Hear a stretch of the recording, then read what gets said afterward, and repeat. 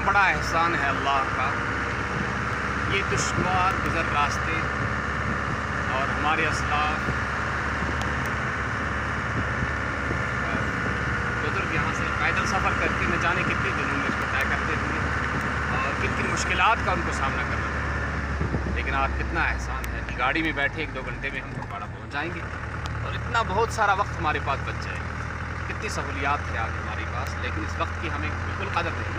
کہ نماز کے لیے بھی ہمارے پاس وقت نہیں بچتا۔ تو اللہ نے فرما دیا ہے ثم لتسألن یومئذ عن النعیم، کہ نعمتوں کے بارے میں تم سے سوال کیا جائے گا، ان کی سہولت کی اتنا وقت بچ رہا تھا، یہ کہاں لگا؟ اور حدیث میں آیا ہے عن شبابہ فیما ابلاہ، کی جوانی کہاں تھا، وعن عمرہ فیما افناہ، اور عمر کے متعلق کیا جائے گا کہ عمر جو ہے کہاں صرف ہوئی، عمر تمہاری کہاں خرچ ہوئی، کن کاموں میں لگی۔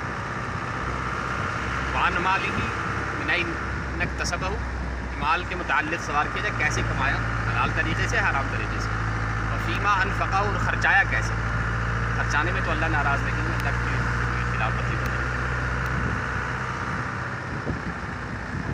ان نعمتوں کی قدر کر لے، پھر اللہ فرماتے ہیں کہ